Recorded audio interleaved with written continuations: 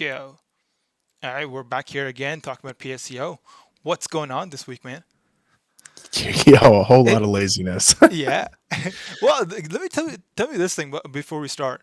The RuneScape, it does pay you, right? Like you can make actual money with it. I mean, if you want to, but it's not per their terms and conditions. It's not allowed, but you Right. could. But make your little $2 an hour selling gold or whatever. My buddy used to run like bots, or I think you can do that to make the money to grind it out. Yeah. I suppose. I mean, if you want to just dive deep into that whole, the equivalent of, we'll say, black hat SEO. Yeah. That's essentially what it is. You're running bots and selling gold, whatever. I Right. know a lot of countries with lower, Like I don't know minimum wage. the appropriate way to say it, but yeah, there's a lot Yeah. of, uh, well, there's a meme going around for a while about like Venezuelan gold farmers, and because with whatever was going on with their economy a few months, 2 years back, like they were earning more by selling gold in Yeah. RuneScape than they were, getting a job or whatever. Makes sense. I think like in like other parts of the world, it might not be as lucrative. Like these kind of hacks or schemes, it might not be feasible to us, but to other countries or other economies like India, it like that's a gold mine. It like you can just go and make a dollar to dollar. That's more than what you can do like outside. Yeah, Why not? That's one. Like Fiverr is another one I can think of. Like there's so many people like working on Fiverr, even though it sounds like $5 is not a lot, but like you can make an actual living. It might not be here, might not be in other economies, but yeah, my buddy used to do like run the bot servers. That's all I yeah. know. I never like I see him play RuneScape, but never got into it. Oh, okay, yeah, Yeah. yeah. I Um, need to stop. you're addicted to it. Is what happened to you? I am. I Yeah. am. Yeah, it's all good, dude. You gotta have some sort of hobby like that. Right. Yeah. So I by the way, I saw your video and you were talking about this particular slide. I put it on Twitter as well, but it really caught my attention. You were talking about, this idea that programmatic SEO on its own might not be all that you have to complement it with other type of content. And you were mentioning there was a slide where you said like the three things you need: shareable content, editorial content, and pSEO. How do you think about that? Uh, well, I think a pure programmatic SEO website could work if you have like a large enough data set and you actually do create something that's truly valuable. I think in the way that I was doing it when I was learning, like WPL import and figuring out exactly how to uh, kind of format posts and import, blocks and all that kind of stuff, and actually learning the tools, I was just blasting out some pretty Hmm. terrible content from from an editorial standpoint. It was all kind of the same text with a few nouns replaced and pronouns replaced. So it ended up just kind of being the same thing 10,000 times. I think it, for my next site, I haven't decided a niche yet, but I do plan on making like another big site. I do want to have a mix of all three types of content. Um, so one, they complement each other, and another part is there is no kind of risk of one algorithm Hmm. like decimating traffic or whatever. So I think editorial content is good for longer form. If it's a product based website, the reviews, the how to use XYZ or whatever, um, creating those and then taking programmatic SEO and doing something like alternatives to product or this product versus that product, because those can be created en masse. Uh, but I don't think, again, I've done that before and it works. It works pretty well, and it's pretty bottom of the funnel topics that are covered, because if somebody's searching for this microphone versus that microphone, they're probably settled on those two and they're going to end up purchasing one depending on which one meets the criteria for their use case. um, so there's that, and then shareable is again to combat one algorithm, being a Google update or whatever, something where you create either something controversial or something super shareable or super insightful, where it does kind of get some things going on social media, or putting it on Reddit and getting traffic that way. So having a mix of all three is idea. Of course, you could get away with doing just one of those. And I actually am going to record a video after this video talking about, well, I create a presentation based on that thread and kind of go into more detail than what you can do on Twitter.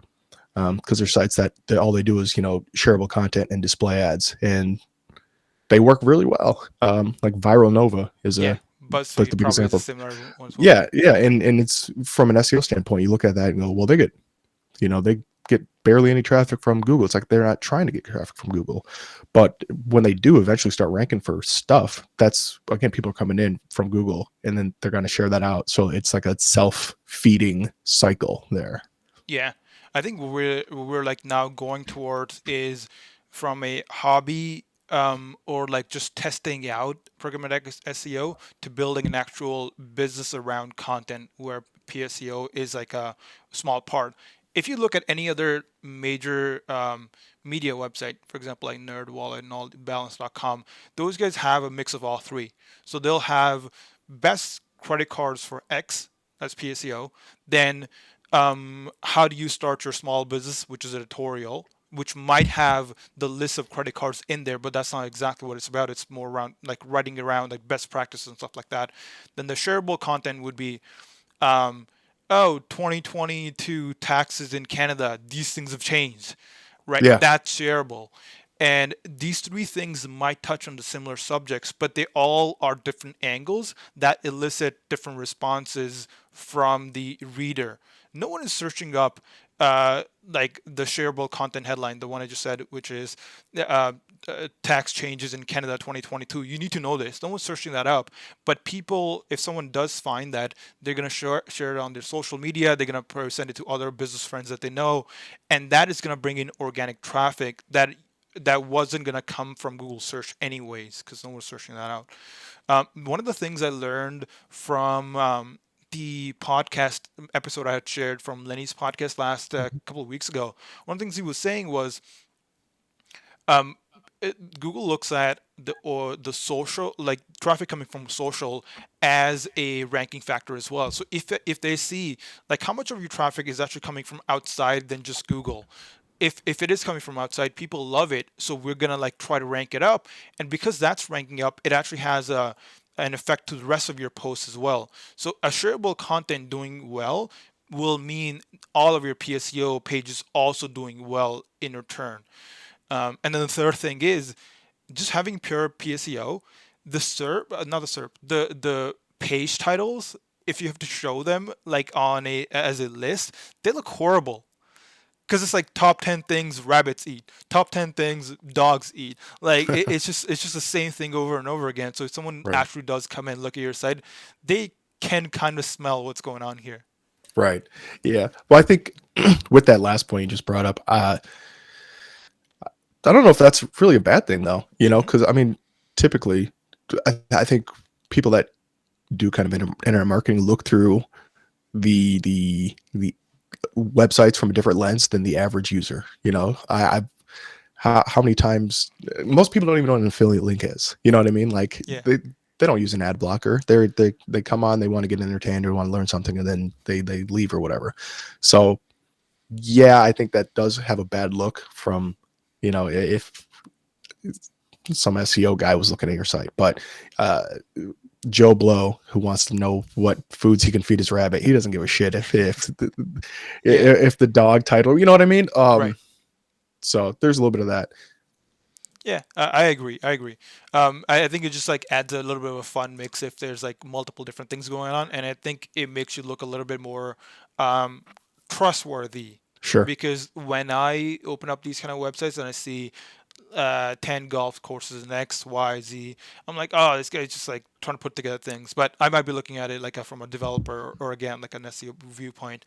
An Mhm. ordinary person might not even care because the idea is if I'm like trying to look at a like it depends on the use case, but if I'm looking at a golf course near me, I don't really care if the website has data on other places.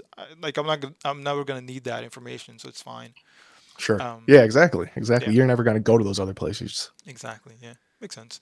But then the other thing is here's a thought though. Um, imagine if it's like a come back to the original example of like how top 10 foods my rabbit can eat, top 10 foods my dog can eat. um it does limit the person from like coming in via saying what can my rabbit eat, and then exploring maybe other pages that you have, because because of the trustworthy factor, which is what I'm mentioning. um Sure. so you're only mostly limited to people coming in, like doing another search from outside, looking at that one page and leaving, rather than now sitting down and being like, oh, you know what, this is great, I do want to like see what this other thing I didn't know about, what that is about, and click through like 20 different pages, for example. So Right. it's not a big deal, but just a trustworthy factorness, I think. It goes down when you see the repeated pages show up in your, maybe on the glossary page or stuff like that. But people do it all the time. Yeah, and I think that can be combated as far as the page titles go. As far as, or depending on how you're importing these pages in, they can be, you can have 10 or so different layouts or formulas Hmm. for how those look. Um, I think moving forward, as far as programmatic SEO goes for me, and this the next site I'm going to make is I'm going to not try to blast 10,000 pages out at once. I'm going to have like more of a tailored approach where it's not so much a volume game, it's just an ease of publishing game, and getting a unique page title, and then having actual unique sections of text in the post. And I know how I'm going to do it. It's just a matter of implementing it. Yeah. It's Google Sheets, baby.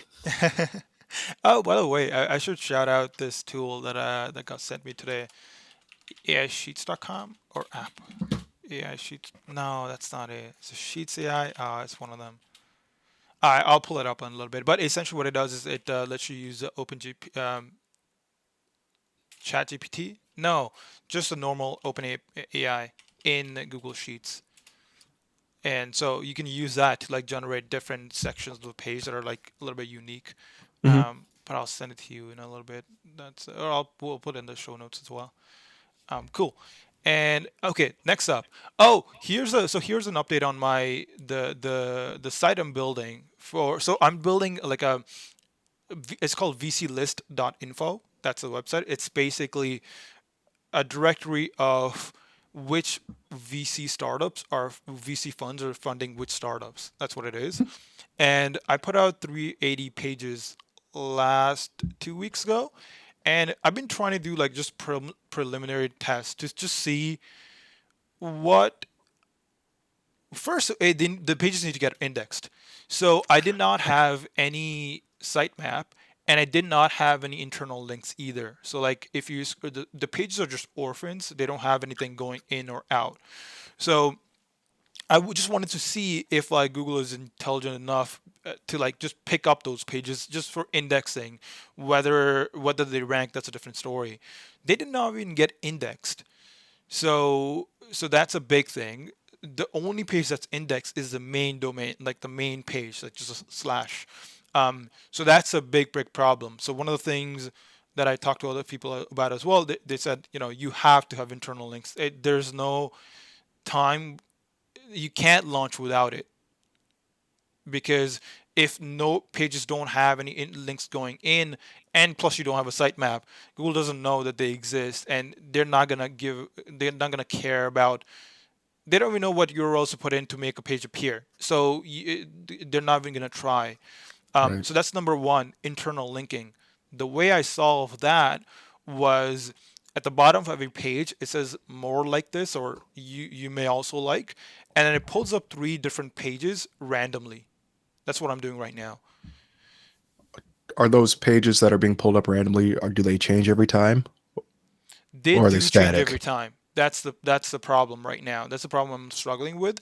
But is that a big issue?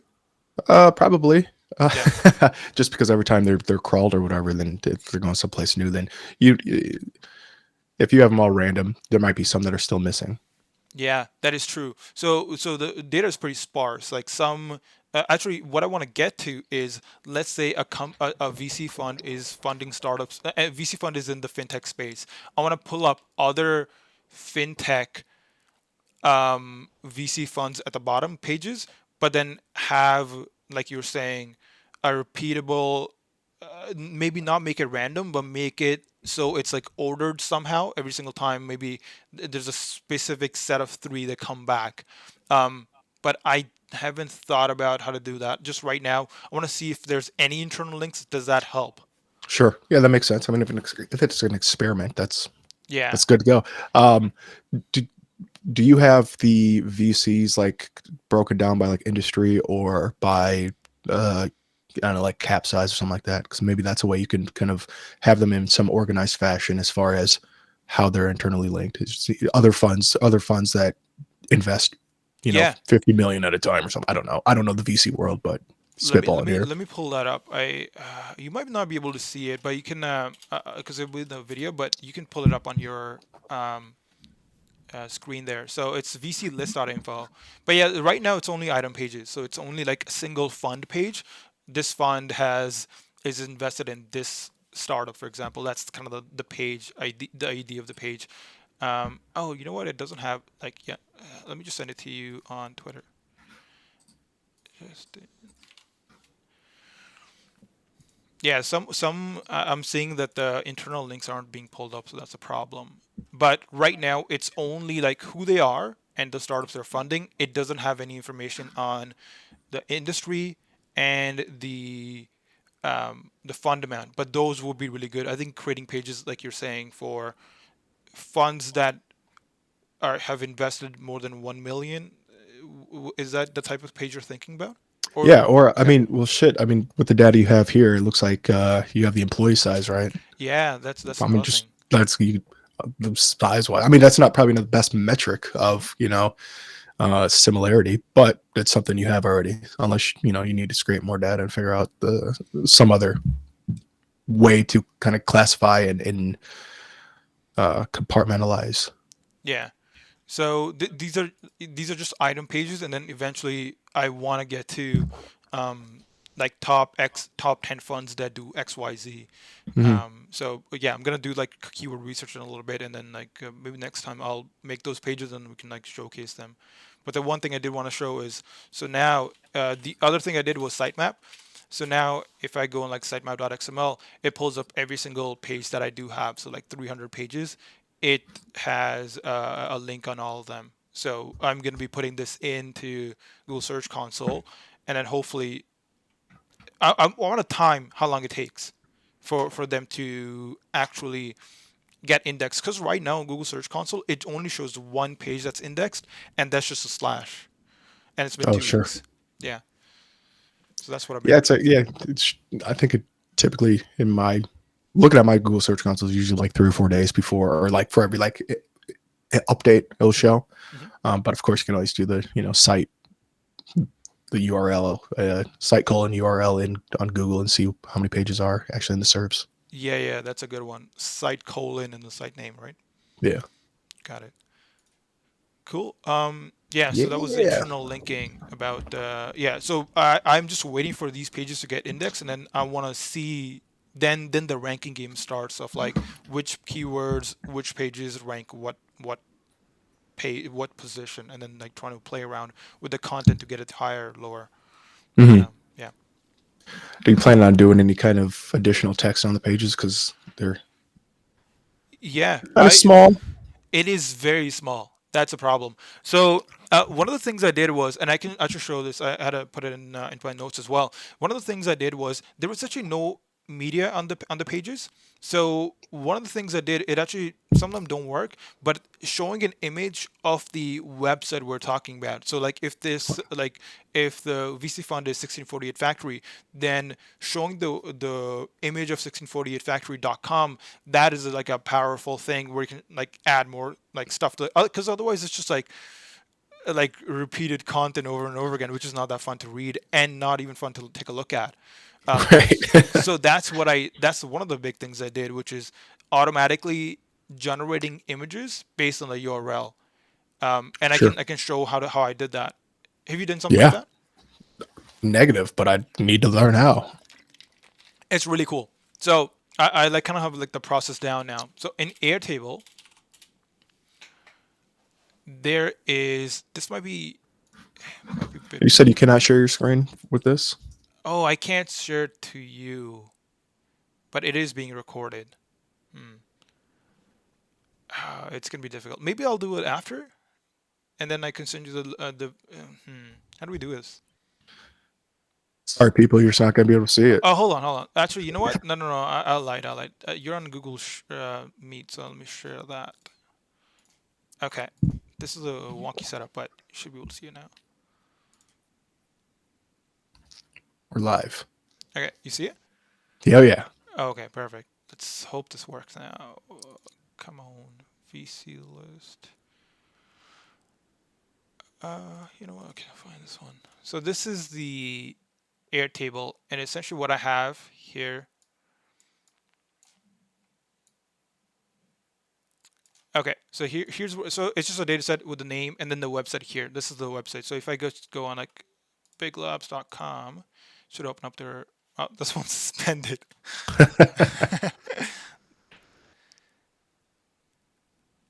Okay, here we go. So this is their website. It's a fund, right? What we want to do is get a picture of their website so we can like actually add it to our page. The service I use is screenshot1.com. Mm-hmm. What they do is you can send an API call with the URL if you want to take a screenshot of. So you do, I guess, I don't know if I can run this. You need an API key. So essentially, you send them like the URL of like the picture you want to take, and it will take a picture and send it to you as an image, and then that's it. That's all you basically do. So let's take a look at here. Yeah, I took a bunch of pictures here. Playground. Ah, this is perfect. Okay. So if you go, maybe just do vclist.info. So this is a site URL. You love that P key. Okay, perfect. Yeah. So this is the request. This is the URL we need to send, and we'll get this kind of an image back, right? So it doesn't matter which site URL we send, and I can prove that by just putting this into the URL, and you should get an image back. Yeah, there we go. So that's kind of like the screen. That's what screenshot one does. The way you bring it into, so you can see like the images that I have here are.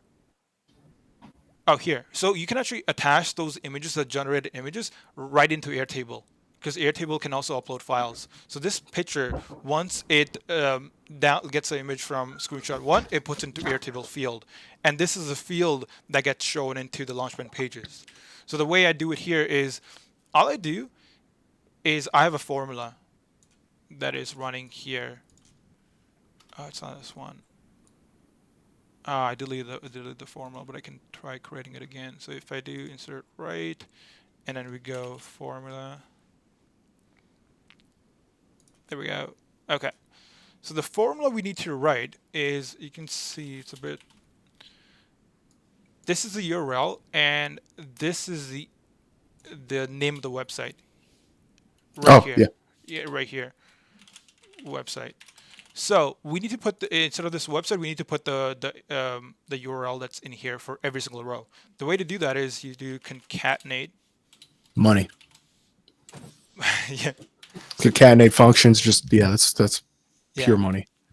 So concatenate, it's like beautiful. So if you just run like concatenate, and then what I'm gonna do is concatenate this first part, and then bring in, I think it's called website. Oh yeah, there you go. So website, which is gonna like bring the row value, and then the rest of this stuff here. Actually, I'm gonna. By the way, this is another one. We want to turn cache to true. Caching basically means like if I went to like vclist.info, it's gonna count as one API call. It's gonna charge me.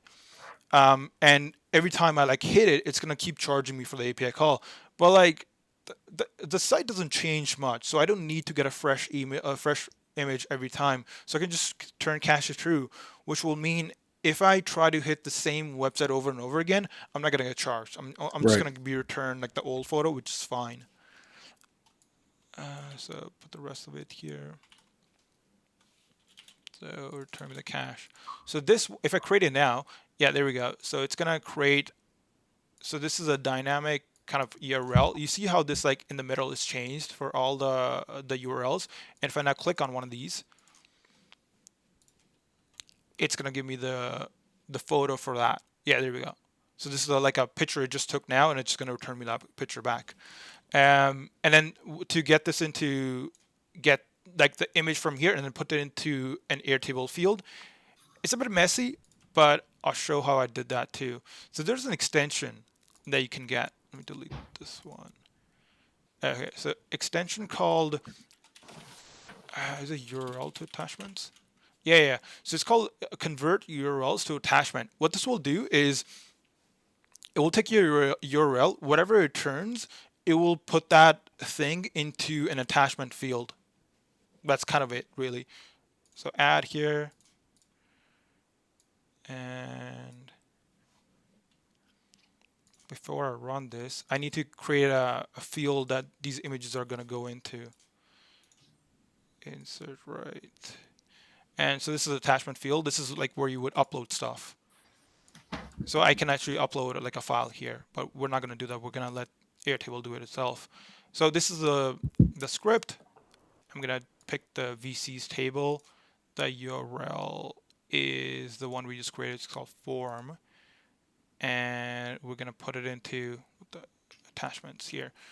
Okay, so if I run this now, what it's going to do is it's going to execute every one of these URLs. The output it's going to put into attachments. I'm going to try running it. I'm going to cancel it quickly because I think I'm out Yeah, of you know, credits. yeah. I'm like very much out of credits. But yeah, so you see how like they're changing now. Hopefully one of the images comes in. Oh yeah, there we go. So the images are starting to come in now. So this one is in, and it's gonna keep doing that for all the images here. All right, how do we stop this? Might not be able to Ah! delete it. But yeah, there you go. So now what's gonna happen is like you're gonna have all these photos in here, and then without actually having to go to each website, take a photo over and over again like a madman. And then you can run this every time you have a new entry or like, or if you have like 100, 200 entries, just run this one time. And this will work for like most directory or like data type projects have some sort of a website that they're linking to. If it's like, top 10 tools for marketers or 10 startups to fund, all of them have kind of like a URL, and this is an easy way to make your page look a bit more pretty and not just text. So yeah, Sure. there. Yeah, That's the one thing I figured out this week. that's good. I think a lot of people can benefit from that, especially if they want to create, say, featured images in mass, and they don't want to pay for some. I mean, they'll have to pay for the API, which, just looking at their pricing screen, I mean, $8 a month for 250 or 2,500 screenshots. Oh yeah. You should be all right with that. Oh, absolutely. I think they have a free plan, which is really good too. I don't think I might not be paying for this plan, but yeah, their plan is really good, especially if you have if you're just starting out. But yeah, $8 a month is Yeah. still fine if you're Yeah. going longer. Z, they have a zero free with 150 screenshots per month. So, Nice. or Yeah. I assume per month if they reload. So that's just 150 Yeah. as is. Yeah. Yeah, that's actually a good point that you brought up, which is meta images. So this could actually be used for meta images pretty easily. You just take these screenshots, put them up as meta images, and you're like good to go, really. Yeah. Yeah. Well, what do you mean by meta images? Like so when you copy paste your URL and you go into like Messenger, and then like a little preview shows up, Oh, okay. Yeah. those Yeah. ones. Yeah. I know. Yeah. So those ones, these would look great in those, and without like any effort, because otherwise you would have to figure out a way to create those for every single page that you've generated. If you generate 1,000 pages, how do you create 1,000 in images for those pages? Unless it's like a same image for every page, which could be work. Yeah. Sorry. I know what you're talking about. I just never heard them called meta images. Yeah, There's a they're called so the three things you need on a page is like meta title, description, and then image. A couple other things as well, but those are the main three. But yeah, it's not. It's I don't think it's a ranking factor. I did look into this, but it's like it's the first thing people see when you share a thing. So like if someone's yeah. like, "Yeah, I'm gonna put this on Facebook," and the little preview, if it doesn't open up, it just Yeah. looks like Nobody wants that blank box.